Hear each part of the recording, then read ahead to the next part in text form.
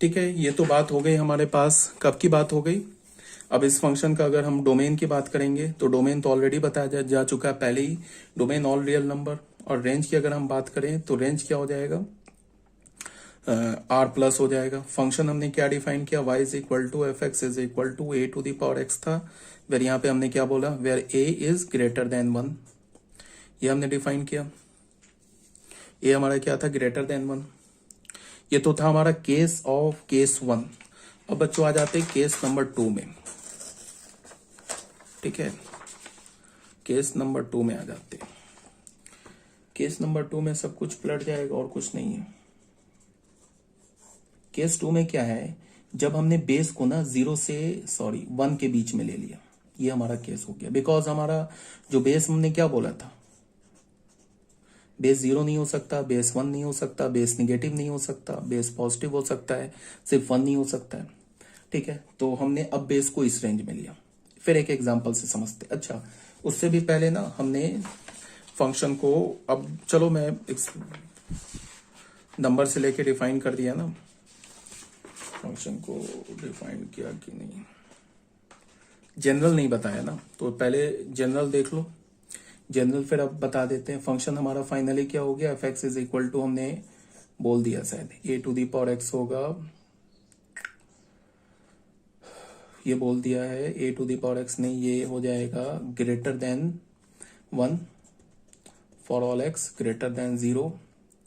ये क्या हो जाएगा 1 at X is equal to 0 less than 1 X less than 0। ये अब फाइनल हम लोग A to the power X को डिफाइन कर रहे हैं। मतलब ए टू दी पावर एक्स को हमने क्या बोला, ये 1 से बड़ा होगा कब, जब एक्स पॉजिटिव होगा, 1 के इक्वल होगा कब, जब एक्स 0 होगा, लेस देन 1। ये ए टू दी पावर एक्स की बात कर रहे हैं। ए टू दी पावर एक्स किसके इक्वल है, वाई के इक्वल है।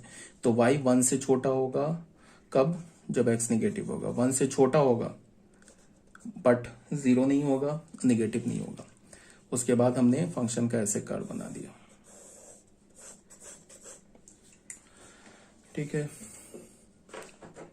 उसके बाद हमने क्या बना दिया, फंक्शन का कर्व बना दिया। तो देख लो, तो यहां पे हमने क्या बोला, ऐसे करके ना हमने फंक्शन का कर्व बना दिया, ऐसे करके बना दिया फंक्शन का कर्व। ये पॉइंट हो गया हमारा 0,1, 1 बोल दिया इसको, और ये हो गया हमारा y is equal to A to the power x।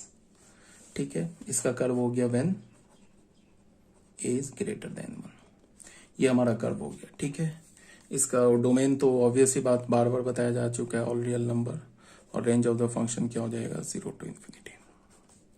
ठीक है, अब बच्चों अब आ जाते केस 2 में। केस 2 हम लोग क्या बोल रहे थे, केस 2 में हमने बेस को क्या बोल दिया, 0 से 1 के बीच में।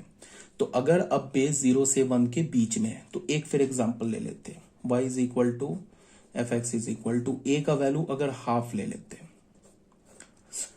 ठीक है, तो अब बोलते हैं व्हेन, अगर हमने x का वैल्यू 0 लिया देन y का वैल्यू क्या होगा, 1/2 to the power 0। 1/2 to the power 0 क्या होगा, 1। व्हेन अगर हमने x का वैल्यू ना कोई भी पॉजिटिव रियल नंबर मान लो 2 ले लेते हैं, देन y क्या हो जाएगा, 1/2 टू दी पावर 2, 1/4। ये क्या हो गया, ये लेस देन 1 हो गया। अब हमने बोल दिया कि व्हेन x इसका वैल्यू हमने निगेटिव ले लेते हैं, -1/2 ले लेते हैं, देन y क्या होगा, 1/2 पे पावर -1/2। ठीक है, तो y को तुम क्या लिख सकते हो, 1/2 पे पावर -1 पावर 1/2। ये -1 है तो ये 2 पे पावर 1/2। ये क्या हो गया, √2। √2 का वैल्यू क्या होता है, 1.414 अप्रॉक्स वैल्यू। तो इसका क्या मतलब हो गया कि ये 1 से ग्रेटर हो गया। इसका क्या मतलब है कि एक और x का वैल्यू ले लेते हैं। When x is equal to -2 then y is equal to क्या हो जाएगा बताओ, 1/2 टू द पावर -2, ये क्या हो जाएगा 4। ये भी ग्रेटर देन 1 है। इसका क्या मतलब है कि अगर हम x का वैल्यू 1 से अब क्या करेंगे, अगर हम x का वैल्यू निगेटिव लेंगे ना, तो y अब क्या हो जाएगा, ग्रेटर देन 1 हो जाएगा। और अगर x का वैल्यू हम पॉजिटिव लेंगे तो अब y क्या हो जाएगा, less than 1 but greater than 0। और x का वैल्यू अगर हम 0 लेंगे तो y का वैल्यू 0 हो जाएगा, जस्ट उल्टा हो जाएगा। पहले केस में क्या हो रहा था कि अगर हम x का वैल्यू पॉजिटिव ले रहे थे तो y क्या हो रहा था, 1 से ग्रेटर हो रहा था। और x का वैल्यू निगेटिव ले रहे थे तो y क्या हो रहा था, 0 से ग्रेटर बट 1 से स्मॉलर। और x का वैल्यू 0 ले रहे थे तो y का वैल्यू 1 मिल रहा था। यहां पे उल्टा होगा, y x is equal to 0 के लिए तो दोनों केस में y का वैल्यू 1 मिलेगा।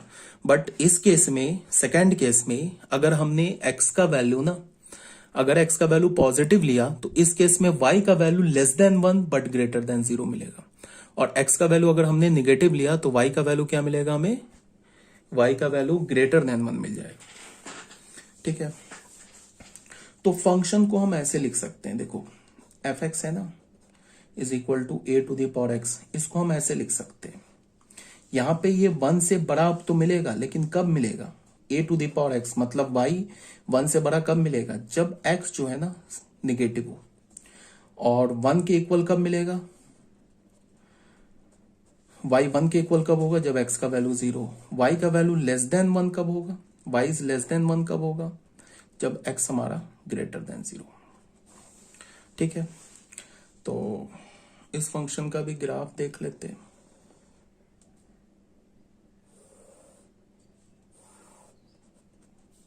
ये फंक्शन का ग्राफ होगा, ये पॉइंट हमारा हो गया 0,1। अब देखो, अगर तुम x का वैल्यू लेते हो ना ग्रेटर देन पॉजिटिव लेते हो तो y का वैल्यू क्या हो रहा है, जैसे ये हमारा कोई x का वैल्यू होगा पॉजिटिव है तो उस पर y का वैल्यू क्या है, 1 से छोटा है ना। फिर अगर तुम x का वैल्यू यहाँ डालो, y का वैल्यू और 1 से छोटा हो, x का वैल्यू जितना दूर जाओगे y का वैल्यू कम होता जाएगा। और x का वैल्यू ये तो निगेटिव है, यहाँ पे जितना दूर जाओगे y का वैल्यू 1 से ग्रेटर होता जाएगा। तो ये ग्राफ हो जाएगा फंक्शन का। तो डोमेन अभी भी क्या है, ऑल रियल नंबर। रेंज अभी भी क्या है, r plus, means 0 to infinity. ये बात आ रही है समझ में। अब ना मैं इसमें, ठीक है अभी इसको भूल जाओ। अब ना यहाँ पे मैं फिर वही बात लेता हूँ। अगर मैं बोलूँ 1/2 टू द पावर x से ग्रेटर है 1/3 टू द पावर x से ग्रेटर है 1/4 टू द पावर x, ऐसे बोलूँ for all x 1/2 to the power x equal है 1/3 to the power x equal है 1/4 to the power x equal है at x is equal to, ये तो obvious सी बात है, 0 पे 1/2 to the power x less है 1/3 टू द पावर x से लेस है 1/4 टू द पावर x से लेस है फॉर ऑल x। अब बताओ इसमें मैं क्या करूं, ग्रेटर देन 0 डालूं या लेस देन 0 डालूं। तुम ऐसे सोचो, कोई भी एक x का वैल्यू ले लो, पॉजिटिव 1 ले लो, x का वैल्यू पॉजिटिव लोगे तो यहाँ पे क्या हो जाएगा, 1/2 इज ग्रेटर देन 1, तो एक पॉजिटिव के लिए सेटिस्फाई हो गया, तो ये ग्रेटर देन 0 हो जाएगा, ये लेस देन 0 हो जाएगा। अब इस फंक्शन का हम लोग ग्राफ ड्रॉ करते हैं।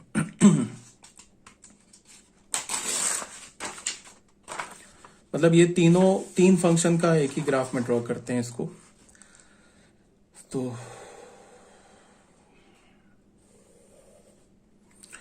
अगर हम पॉजिटिव पड़ जाते हैं तो हमारा क्या होगा, ऐसे देखो, अगर ना हम x का वैल्यू पॉजिटिव लेते हैं, x का वैल्यू क्या लेते हैं, पॉजिटिव लेते हैं, तो जो ग्राफ यहां पे सबसे ऊपर होगा ना, वो ग्राफ इधर सबसे नीचे होगा। और जो ग्राफ इधर थोड़ा नीचे होगा, ये इसके थोड़ा ऊपर होगा। और जो सबसे इधर ऊपर होगा, ठीक है, ये इधर सबसे नीचे होगा कर्व। अब ये बताओ लेफ्ट हैंड साइड के लिए सबसे बड़ा कर्व कौन सा होगा, देख लो इधर से, x लेस देन 0 है ना, उसके लिए सबसे बड़ा कौन है, 1/4 टू द पावर x, तो ये हो गया 1/4 टू द पावर x। उसके बाद ये वाला कर्व क्या हो गया, 1/3 टू द पावर x। ये वाला कर्व क्या हो गया, 1/2 टू द पावर x। ठीक है, ये सबसे नीचे है ना, तो यहाँ पे ये वाला कर्व सबसे ऊपर हो जाएगा, यहाँ पे 1/2 टू द पावर x। उसके बाद ये बीच वाला जो कर्व है ये हो जाएगा 1/3 टू द पावर एक्स, और जो इधर सबसे ऊपर है इधर सबसे नीचे हो जाएगा 1/4 टू द पावर एक्स। यही बोलना चाह रहा है इसमें, ठीक है। तो हमारा ये ना ये ग्राफ जो है ये कंप्लीट हो गया। देख लो, ये केस 1 ले लिया हमने, यही सब बात एक्सप्लेन किया गया है। When is greater than 1, greater than 1 के लिए फंक्शन लिया, ये ग्राफ लिया, यहाँ पे ये एक्सप्लेनेशन है। जब बेस क्या होगा 0 से 1 के बीच में लाई करेगा, तो 0 से 1 के बीच में ये एक्सप्लेनेशन है, और यहाँ पे ग्रेटर देन 1 के लिए एक्सप्लेनेशन है, ठीक है। ग्राफ ये बना हुआ है, फिर यही बात जो तुम लोगों को बताया गया अभी, ठीक है। यहीं पे यहाँ से ये सब बात बताई गई है।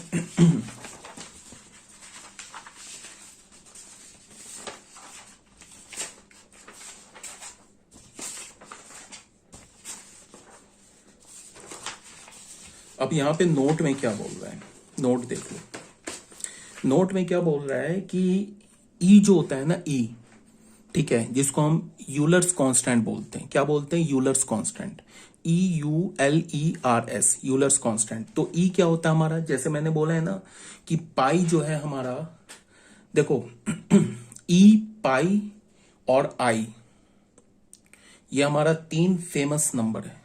जैसे हम लोग बोलते हैं ना कि पर्सन में भी तो अपना अपना सबका फेवरेट होता है कि भाई ये पर्सन किसी को अच्छा लगता है, किसी को ये पर्सन अच्छा लगता है। ई टू द पावर ई जो आगे अभी देखोगे ना, ई एक हमारा क्या हो गया, ये इरेशनल नंबर है। मैथ्स में सबसे 3 फेमस नंबर है। एक ये भी इरेशनल नंबर है। ई जो होता है अप्रोक्स 2 से 3 के बीच में लाई करता है। ई का जो अप्रोक्स वैल्यू होता है 2.731।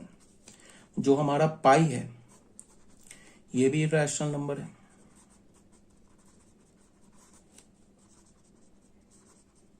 अब पाई का अप्रोक्स वैल्यू क्या होता है, 3.14 समथिंग।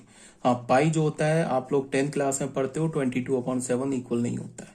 पाई अप्रोक्स इक्वल होता है 22/7 के, बट 10th के एनसीईआरटी बुक वगैरह में लिख देता है पाई को 22/7, जो कि गलत लिखा होता है। पाई कभी भी 22/7 के इक्वल नहीं होता। पाई जो होता है वो 22/7 के अप्रोक्स इक्वल होता है। एक आयोटा, इसको हम क्या बोलते हैं, आयोटा। ये कॉम्प्लेक्स नंबर में तुम पढ़ोगे, 11th क्लास के बच्चों को बोल रहा हूँ। कॉम्प्लेक्स नंबर बहुत ही मजेदार चैप्टर है 11th क्लास में, उसको हम लोग पढ़ेंगे। अब इस 3 फेमस नंबर, एक तो फेमस नंबर हो गया आयोटा, एक फेमस नंबर हो गया पाई, एक फेमस नंबर हो गया ई। इस तीनों के बीच में एक बहुत ही ब्यूटीफुल इक्वेशन है, E to the power I pi is equal to -1। 3 famous number है ना, क्या बोला मैंने, ई। मैथ्स में, पूरे मैथमेटिक्स में 3 फेमस नंबर है। एक ई, एक आई से आयोटा। आयोटा भी एक नंबर है, √(-1) के इक्वल होता है। ये हम लोग कॉम्प्लेक्स नंबर में डिटेल से पढ़ेंगे। और पाई भी इरेशनल नंबर है। ये 3 को कहा जाता है कि तीनों फेमस नंबर है, पूरे नंबर सिस्टम में सबसे फेमस 3 नंबर है। और इस इक्वेशन को मैथमेटिक्स का सबसे ब्यूटीफुल इक्वेशन कहा जाता है। नेट पर सर्च कर लेना, इसको कहा जाता है मोस्ट ब्यूटीफुल इक्वेशन। ब्यूटीफुल हम लोग का मतलब, ब्यूटीफुल का कुछ दूसरा मतलब होता है कॉमन सेंस में, बट ये ब्यूटीफुल वो ब्यूटीफुल नहीं है। ये मैथ्स में ब्यूटीफुल है, most beautiful equation in. Net पे सर्च करना ना, most beautiful equation in mathematics, तो यही तुम्हें नंबर आ जाएगा। ये क्यों मोस्ट ब्यूटीफुल है, बिकॉज ये 3 फेमस नंबर को क्लब किया है। E to the power, E भी फेमस नंबर है, आयोटा भी फेमस नंबर है, पाई भी फेमस नंबर है। तो E to the power I pi, E to the power I pi, iota into pi, ये -1 के इक्वल होता है। इसको मैं प्रूफ करूंगा तुम्हें कॉम्प्लेक्स नंबर चैप्टर में। कॉम्प्लेक्स नंबर चैप्टर में मैं ये प्रूफ करूंगा कि ई टू द पावर आई पाई -1 के इक्वल कैसे होता है, ठीक है। इसको हम बोलते हैं मोस्ट ब्यूटीफुल इक्वेशन। चलो, ये तो अभी हम लोग ऐसे नहीं बात करने लगे। यहाँ पे क्या बोला जा रहा है कि ई जो है ना हमारा 2 और 3 के बीच में लाई करता है। E is an irrational number, ठीक है। तो ई क्या हमारा ग्रेटर देन 1 है। अगर कोई नंबर 2 से 3 के बीच में लाई करे तो वो नंबर 1 से ग्रेटर होगा ना, ठीक है।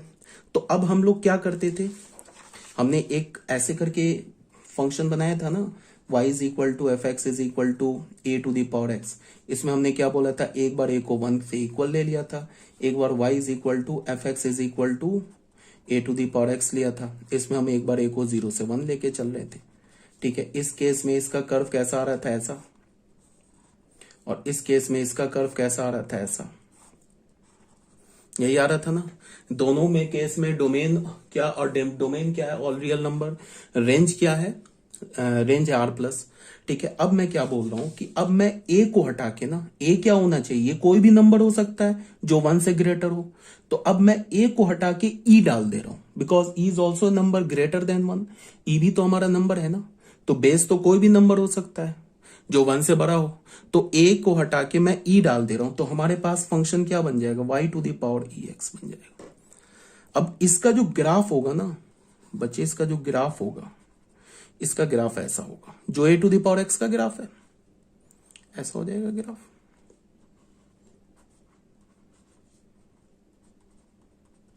यही हो जाएगा। इस फंक्शन का अगर मैं तुमसे डोमेन बोलूं तो डोमेन क्या है, तो जो एक्सपोनेंशियल फंक्शन का डोमेन है, क्या होता है एक्सपोनेंशियल फंक्शन का डोमेन, ऑल रियल नंबर। अगर मैं तुमसे बोलूं कि रेंज क्या है, तो जो एक्सपोनेंशियल फंक्शन का रेंज होता है, क्या होता है, पॉजिटिव रियल नंबर, ठीक है। तो इसका domain all real number, range क्या हो जाएगा, पॉजिटिव रियल नंबर, ठीक है। अब इसमें ए क्या लाई करता है, 0 से 1 के बीच में। अच्छा, ई जो है 2 से 3 के बीच में लाई करता है। तो अगर कोई भी नंबर 2 से 3 के बीच में लाई करता है, तो उसका अगर तुम रेसिप्रोकल ले लोगे ना, तो वो किसके बीच में लाई करेगा, 0 से 1 के बीच में। कोई भी नंबर उठा लो 2 से 3 के बीच में, उसका रेसिप्रोकल ले लो। एक्चुअल तुम कोई भी नंबर ग्रेटर देन 1 उठा लो, उसका रेसिप्रोकल ले लो, एनी नंबर ग्रेटर देन 1, उसका रेसिप्रोकल ले लो। वो कहां से आ जाएगा, 0 से 1 के बीच में। तो 2 से 3 के बीच में किसी भी नंबर का रेसिप्रोकल क्या हो जाएगा, बताओ, 0 से 1 के बीच में। तो अगर ई हमारा 0 से 1 के बीच, 2 से 3 के बीच में लाई करता है, तो इसका क्या मतलब होगा कि ये जो 1/e है ना, ये 0 से 1 के बीच में लाई करेगा। अब मैं इस केस में, ये वाला जो केस है ना, जब हमने बेस को 0 से 1 के बीच में लिया था, इस केस में मैं ए को किससे अब रिप्लेस कर रहा हूं, ये ए को 1/e से। तो हमारे पास फंक्शन क्या आ जाएगा, 1/e to the power x. इसको मैं क्या लिख सकता हूं, 1/e को e टू द पावर -1 उस पे पावर एक्स, इसको मैं मल्टीप्लाई कर दूंगा, e to the power -x आ जाएगा। इस फंक्शन का ग्राफ अगर मैं बोलूं y is equal to e to the power -x का ग्राफ क्या होगा, तो ऐसे हो जाएगा। ये हमारा क्या हो जाएगा, 1, ये क्या हो जाएगा, x, ठीक है। ये हमारा ये क्या हो गया, 0। ये किसका ग्राफ हो गया। अब इसका भी डोमेन क्या होगा, ऑल रियल नंबर। रेंज क्या होगा, r प्लस।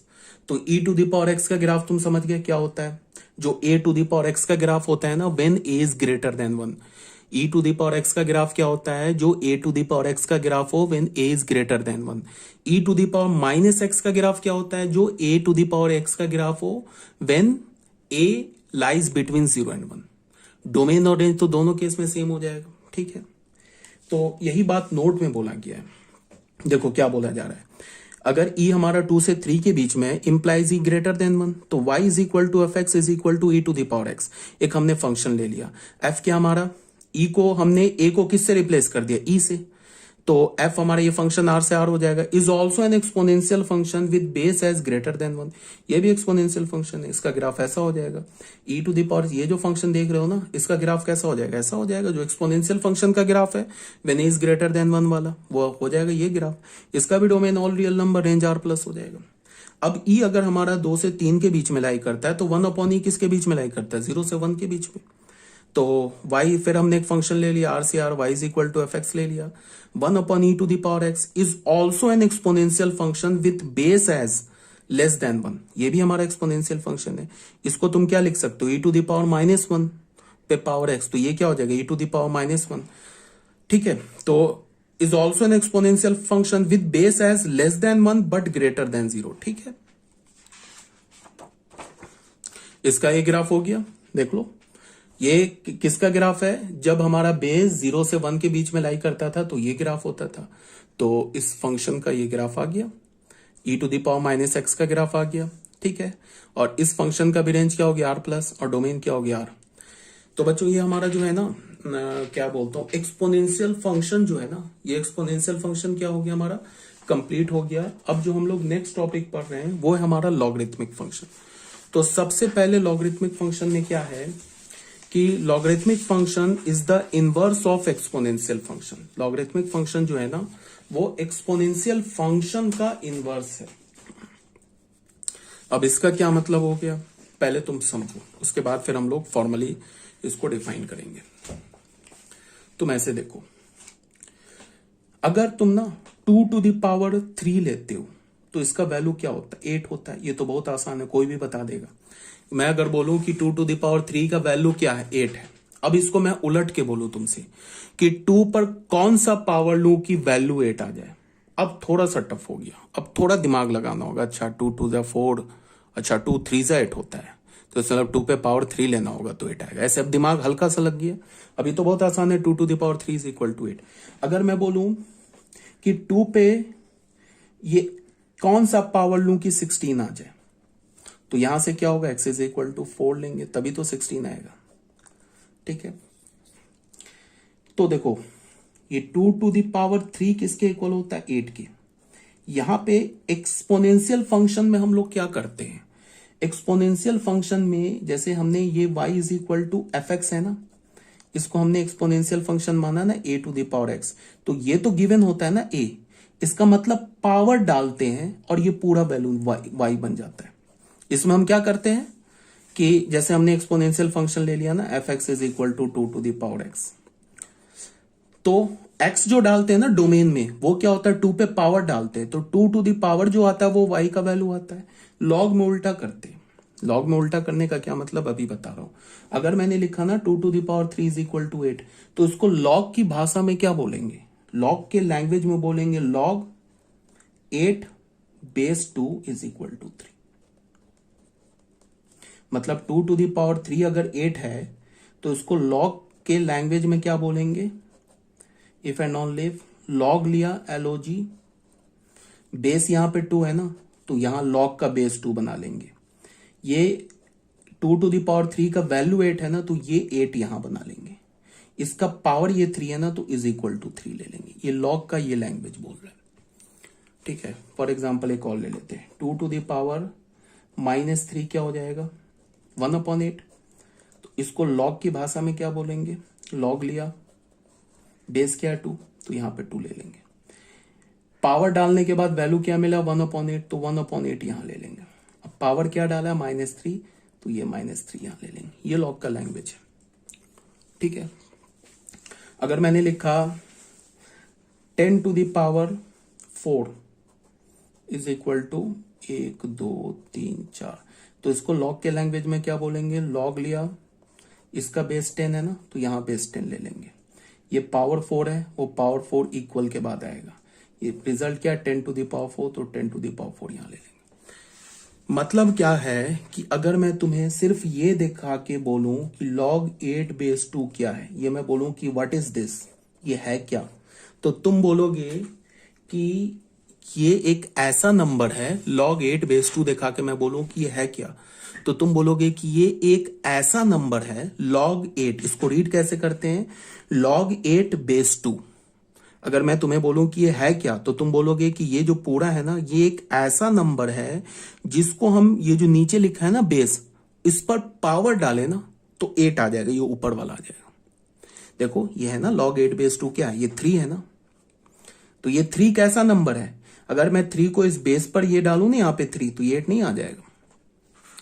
अगर मैं तुम्हें दिखा के बोलू ना कि log 1/8 बेस 2 ये है क्या, व्हाट इज दिस, ये क्या है, तो तुम बोलोगे कि ये जो पूरा है ना, ये एक ऐसा नंबर है जिसको मैं 2 पर पावर डालू ना तो ये ऊपर 1/8 आ जाएगा।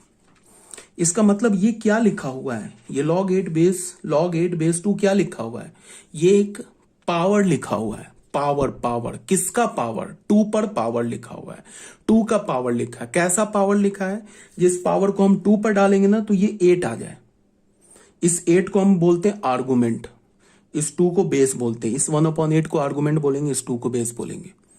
इसका क्या मतलब है, इसका यह मतलब है कि अगर मैं 2 पर पावर क्या डालूं 3, तो 8 आ जाएगा। 3 किसके इक्वल है, log 8 बेस 2 के इक्वल है।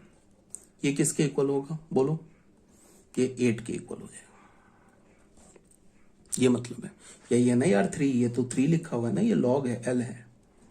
अगर मैं बोलूं कि 2 पे पावर log 1/8 बेस 2 डालूं तो ये किसके इक्वल हो जाएगा? 1/8 के इक्वल हो जाएगा। अभी तो लॉग में हम आए नहीं अभी तक, मतलब अभी तक ये तो लॉग तुम्हें समझाया जा रहा है, लॉगरिथमिक फंक्शन पे अभी नहीं आए, तो अभी थोड़ा सा लॉग का क्लियर हुआ होगा। अच्छा एक बात यहां पे मैं ऐसे बोलूं कि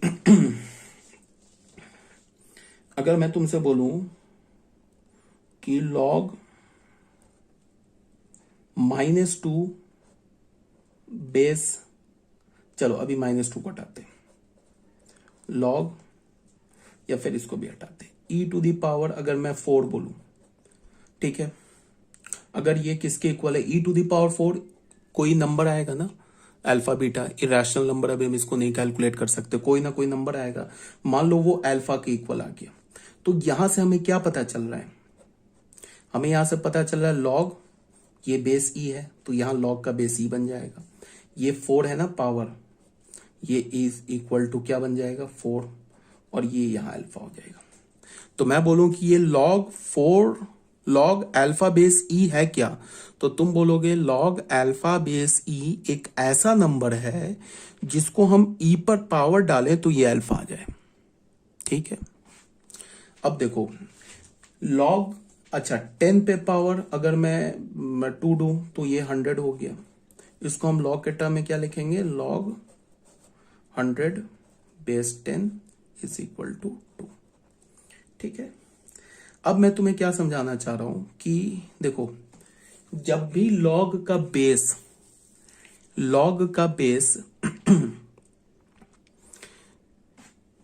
जैसे मैंने बोला ना log अल्फा बेस ई, तो log का बेस याद रखना, जब भी ई हो, स्मॉल ई, ये ई भी तो बेस, ई तो नंबर है ना, तो ये हमारा अगर जब भी log का बेस ई हो तो उसे हम ऐसे भी लिखते हैं, ये याद रखना हमेशा, कंफ्यूज मत होना, ln अल्फा लिखते हैं, l है ये और ये n है, ln अल्फा, या फिर इसको हम ऐसे भी लिखते हैं log सिंपल अल्फा, ऐसे लिख दिया, यहां पे कोई बेस नहीं डाला। अगर मैंने यहां पे log के नीचे कोई बेस नहीं डाला है, इसका मतलब बेस e है। फिर से एक बार बोल रहा हूं, log के नीचे अगर मैंने कोई बेस नहीं डाला, इसका क्या मतलब है? बेस e है, और log जब बेस e है तो उसको हम ln अल्फा भी लिख सकते हैं, या कभी भी बेस मेंशन ऐसे नीचे नहीं होता, हमेशा ऐसे लिखा होता है बिना बेस का, तो बिना बेस का लिखा है, इसका मतलब बेस e है। और बेस ई के अलावा अगर कोई बेस हो गया, 10 हो गया, 11 हो गया, 14 हो गया, 15 हो गया, कोई भी बेस हो गया, 1/2 हो गया, तो उसका बेस मेंशन होगा। सिर्फ अगर log का बेस मेंशन नहीं है तो इसका क्या मतलब है कि वो क्या लिखा हुआ है? बेस ई।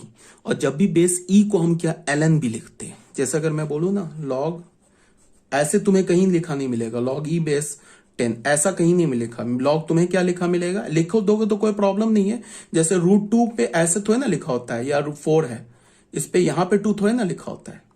ये तो ऑब्वियस सी बात है कि जब हम लिखते हैं ना ऐसे करके x, तो इसका मतलब कि x पे पावर 1/2, तो ये 2 तो यहाँ पे नहीं लिखते, बट 2 को छोड़ के अगर क्यूब रूट है x का तो यहाँ पे 3 लिखना पड़ता है ना, ये होता है ना x⁻1/3, ये लिखना पड़ता है ना हमें। तो मैं अगर बोल रहा हूं कि अगर इसे log 10 बेस ई लिखा है, ऐसे नहीं कभी लिखा होगा, अगर ई लिख दोगे तो भी कोई प्रॉब्लम नहीं, गलत नहीं होगा।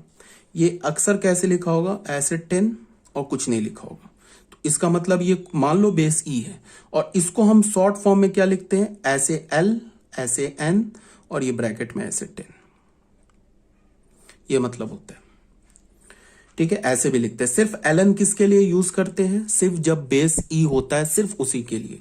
एक बार फिर से मैं बोल रहा हूं कि अगर log के का बेस कुछ नहीं है, इसका मतलब बेस ई है। ई बेस छोड़ के अगर कोई भी दूसरा बेस हो, 10 हो, 11 हो, 13 हो, 14 हो, कुछ भी हो, तो वो बेस मेंशन होगा।